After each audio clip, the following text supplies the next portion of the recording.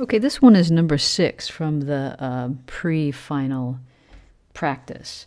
And I wrote this one incorrectly, to be honest, when I was rushing through this.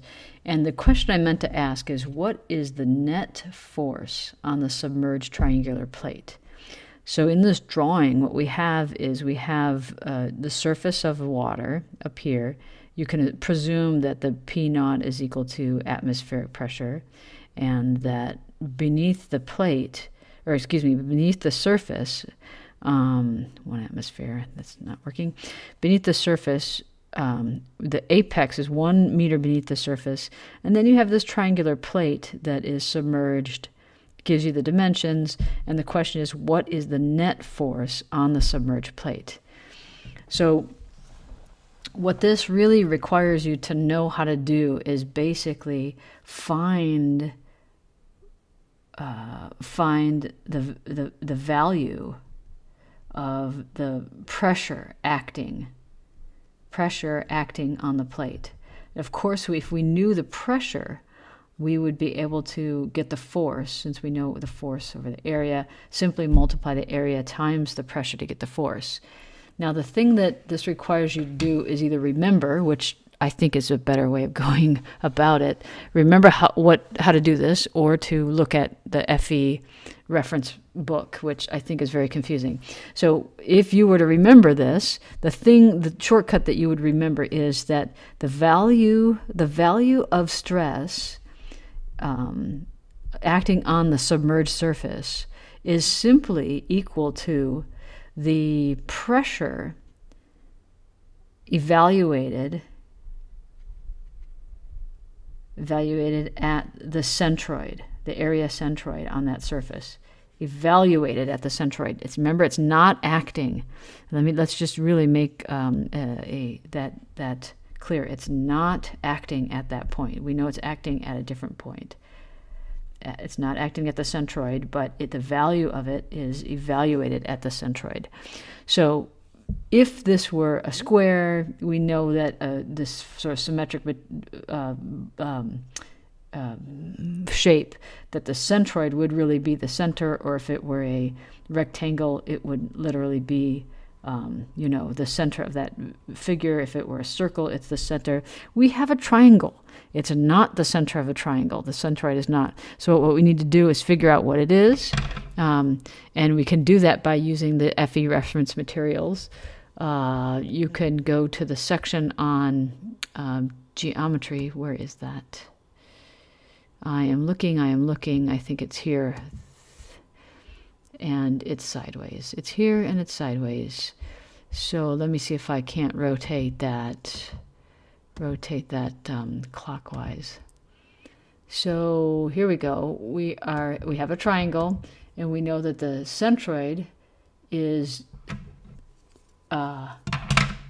simply, in terms of the y direction, the centroid is at 1/3 the height.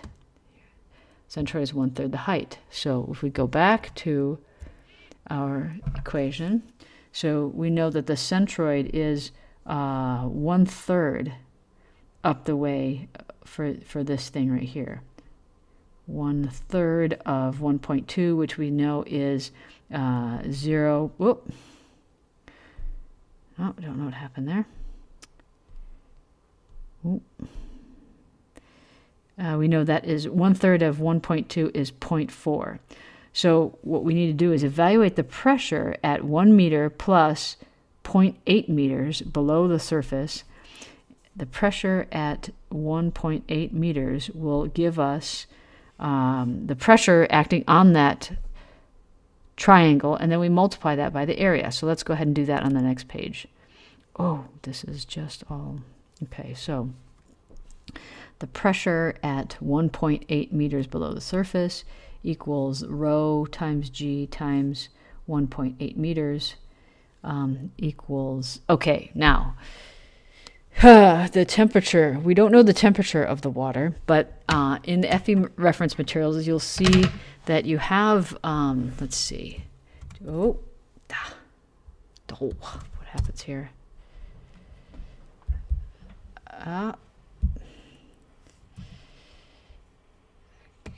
Okay, I believe there is a table that has water as a function of temperature. Where it is?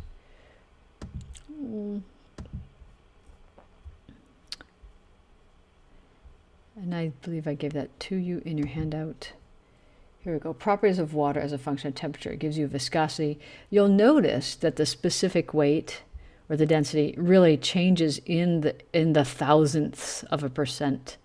So really, for most everything you do, it's best to just, in my mind, if you don't need more than two significant figures, 1,000 kilograms per meter cubed is the value that you can use. Okay, so going back to here, so the density is 1,000 kilograms per meter cubed times the gravity, 9.8 meters per second squared. You know I'm going to pretend like that's 10 anyway, so what the heck, I'm not going to get any closer than that, times 1.8 meters. So this looks very much like, this looks like 10,000 times 2 is 20,000. Okay, and I'm roughly, I'm 2% off of that 20,000 is 19,000, 10%, 19,600, something like that. I don't know, something like that. Sometimes that's blah blah blah is the pressure kilogram. Okay, let's look at the units. Meters squared over meters cubed. So we have now 9.8 meters per second. Kilograms. So we have kilograms. Let me do this. Kilograms meters squared over meters cubed second squared. Kilograms, so that can reduce to kilogram meters per second squared over meter squared. Or in other words, a Newton per meter squared, which is what we're expecting for the pressure. So the pressure is equal to about 19,600 newtons per meter squared. What were we trying to find? Oh, the pressure on the triangle equals the area of the triangle, equals the force over the area on the triangle. We were trying to find out what the force was. So the force is equal to 19,600 times the area, 1/2, the base, 0.8 meters, times the height, 1.2 meters, newtons per meter squared. This is going to end up being newtons. So 1/2 this, I need to... let's see, I'm going to turn that into 0.4 times 12. This is going to be 4.8. This is nearly 5. That's nearly 20. So it's nearly 100,000. It's probably closer to 97,000 newtons in terms of the force.